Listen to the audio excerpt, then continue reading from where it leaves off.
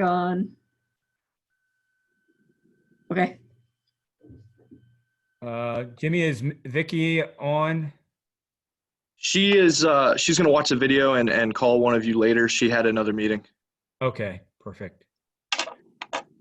Okay, 1:49. We're back from executive session. A couple topics to discuss. One, I want to bring forward the resolution on the health insurance benefits. Stacy, could you give us a synopsis of that resolution? Yep. We have a resolution authorizing an addendum to the resolution 20-68. And that is the emergency declaration resolution. So we would be reducing required work hours from 30 to 25 to still be authorized or eligible for health insurance. And this will be just during the emergency. Does that make sense? Very good. Just to be clear, as soon as the emergency sunsets, so does this. Correct. And then formal action needs to be taken to end the emergency that we're under, right? Because it's open-ended, indefinite. We're not paralleling the state of Ohio or anything like that. Correct. I don't think we put a date on our resolution, so. So I would think we would have to take action to terminate the resolution that this would apply to. Yes. Question, that's what you think, Stace. Mike, you agree? Yeah, I agree. There's no date certain at this point. Shane, we're good? Yep. Okay. Yeah. So we, Yeah, the emergency has to be undeclared. That's the way it's written. yeah, So, yeah, because this is a county, the emergency parallels till we get our fiscal situation back in order or where it was, right? Right. Okay. all right, I'll entertain a motion. So move. Second. All right, any discussion on this beyond what we've said? No. Okay, Nikki, would you like to call a roll? Commissioner Kirschner, Yes. Commissioner Paradiso, Yes. Commissioner Thomas. Yes. All right, then under kind of other new business, I want to talk about overall budget scenario and if we want to offer guidance or take action, you know, to give our other fellow county officials as to what we're expecting as far as, you know, budget reductions for the rest of the year. So I guess I'll open it to some discussion. We don't necessarily need to take action today, but I'm certainly open to that, depending on where this conversation goes. Well, I think the guidance should be that we ask each of the elected department heads to reduce their budget by 20%, and that those reductions be submitted to our office by Monday next, which is the 13th, so that we can review them. We will take time to review them, but if they don't reach what we need to get in order to reduce the budget to $2 million, then we have the option, or the administrator has the option to recommend to us additional cuts in each of the departments she reviews.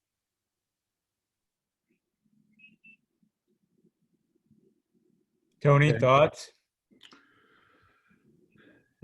So the 2 million number, the 20%. So we would, that's your number, 20%, right, Commissioner? You're proposing 20. Yes. Okay. So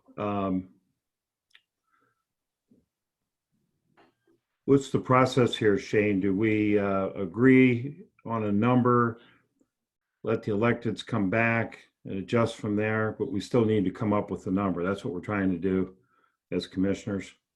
Right. I think budget cut number Right. So I think we have to give them some guidance on where we're thinking at Okay. this point. And, 20% continues to come up. I mean, we've talked as high as 30. So 20 is probably where we settle. We need, it's unprecedented. So we've never gone through this kind of exercise before. So what we're trying to do is telegraph to everybody that, given the $2 million in reduction in revenue, in order to achieve a balanced budget this year, we're going to need to seek a 20% personnel cost reduction. On top of that, we're going to, give guidance on, discontinuing all transportation, travel, conferences, discontinue capital projects. We're going to curtail and cancel any contracts that we have at our disposal, and we'll see where that gets us. But at this point, the conversation, I think, is let's give a solid guidance so that people can start formulating those plans. And then on Thursday, I think we take formal action to codify that. And that gives us a couple days for people to give us some feedback. But time is our ally at this point. The sooner we act, the sooner that those effects are felt, and the less severe the cuts will have to be later in the year. Yeah, good. I agree with that. And I think that, knowing that each individual elected and department head knows their staff and knows their situation better than we do, they will have the option to be, you have to remember that we have the human capital here too, right? We're talking about trying to be fiscally responsible. But as we talked about in the meeting earlier, it's possible that there are some situations in which people would voluntarily want to step down for a while. There are situations where a 4-day work week makes more sense, or maybe a combination of all those things. We can't jam anything down anybody's individual area of responsibility, but we can tell them this is where we need to get to, and to be as empathetic and as kind to the staff, because that's where the major cuts are coming, as possible. Yeah, I agree. I've been looking at 15%, 17.5%, 20%. And when we say $2 million in cuts, I think we talked about this earlier, that is, in my mind, the low end. That's a minimum. So if we come out of the gate sooner than later with that thinking, yeah, that's kind of where I'm at. I'm at the 20% number at this point. If we want to send that message, if that's what you're looking at. Yeah, I think I'm so. good with I that mean, number. we have the probability of evaluating this monthly going forward, but we don't see any good news in the pipeline as far as casinos aren't coming back up. The sales tax numbers are going to continue to deteriorate, and the states has its own financial issues. So we don't expect for these restrictions to come off quickly, but just being transparent and continuing to show folks where we're at financially will help get the buy-in that we need to make these hard cuts. And so we expect that going forward, we'll continue to update these numbers, but there's a likelihood that there'll be downward revisions in revenue. So, Yeah, I agree. I agree. And even if the number is 15%, we have to remember that not all departments, EMS, for example, are going to be able to make that deep a cut possible. So we have to understand that non-essential, we're getting, first of all, essential, non-essential, we're getting down to the, getting down to what really is necessary and what really isn't. That some of the areas may need to be deeper cuts than areas that we have to make certain we take care of the population we sure don't want anybody not showing up at a tragedy because we cut somebody's hours, right? Right, so your opening point, we turn this over to the electeds and they can begin their looking at their individual budgets and how they would go about it. And are you saying, Shane, we would act on Thursday with back to your point, Mike, on Monday? We would expect, when will all this come back from the electeds? Is there a 2-week number or a week number? No, I think that I said that I'd like to have it back from the electeds by Monday so that we can need to make on Wednesday, which I think is the 15th. I may be wrong, but I think. And the April the 15th is the number that we've been talking about for a while now. That's a Wednesday. Wednesday. Okay. All right. I got a question. Somebody wants clarification. This is 20% of their remaining budget, not 20% of their initial budget. That's correct. Okay. Yeah. Correct. And that's, 20%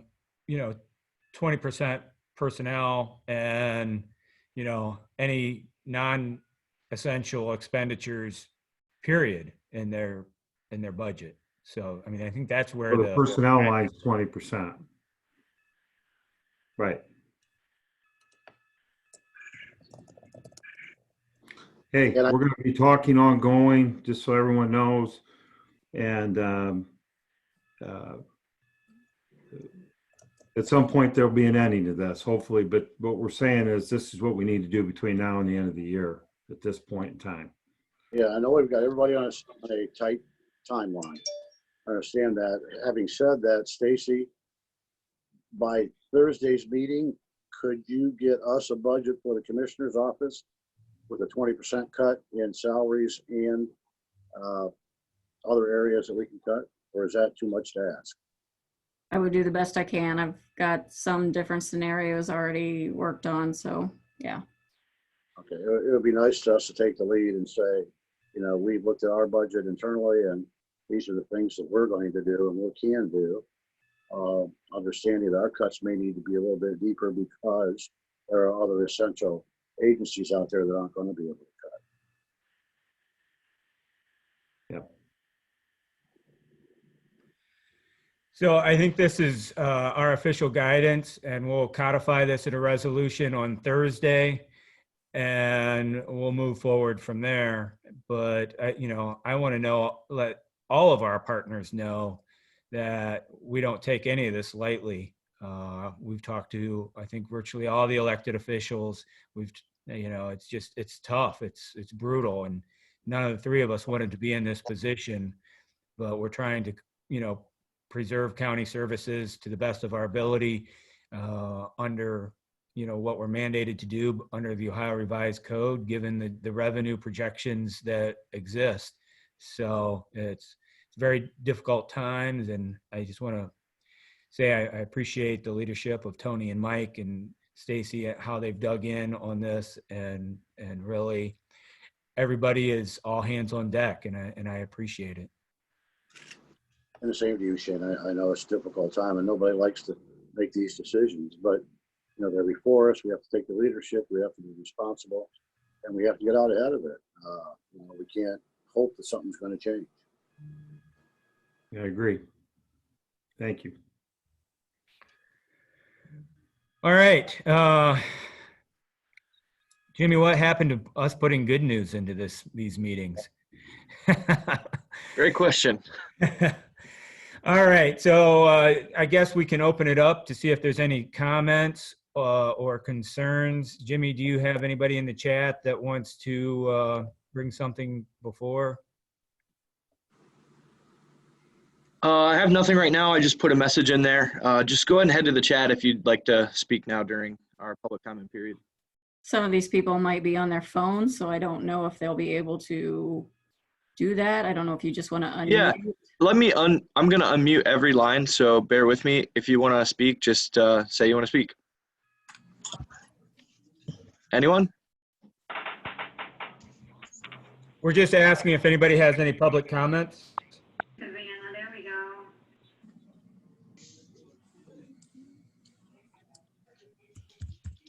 Bueller? guess, can you hear me?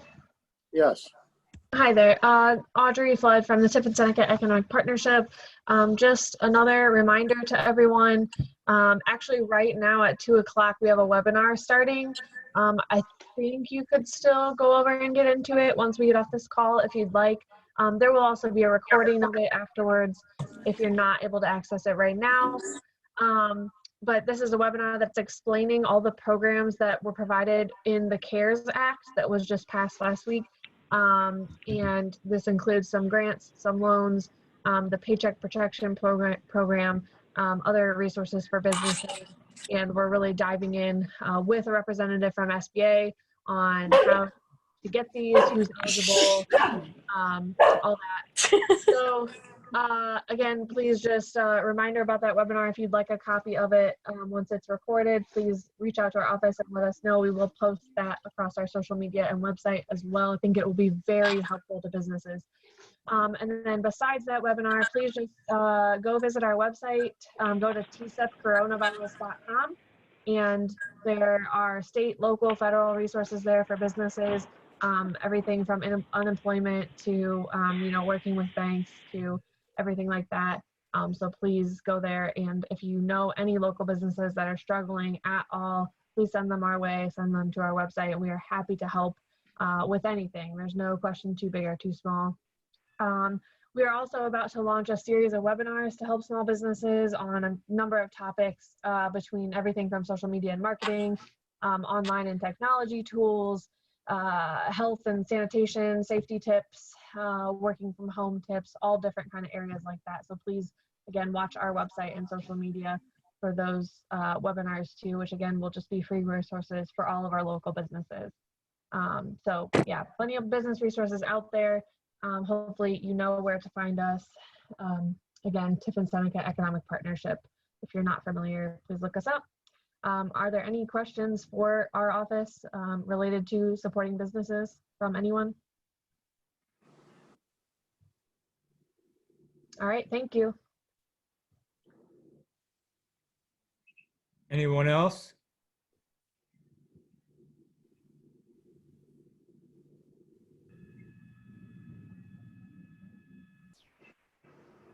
And again, I think we've all suggested that we're very much available and that we really want to hear from you. If there's any questions, we want you to reach out to us. We're on the job. We're willing to talk. Our cell phones are out there. Our landlines are out there. Our email's always open. So we want to make sure that we're accessible. We had no budget adjustments or any new business to approve today. No, none today. So we'll be back on this channel 10 a.m. on Thursday and with a complete agenda. And I expect everyone to be here again. So appreciate it.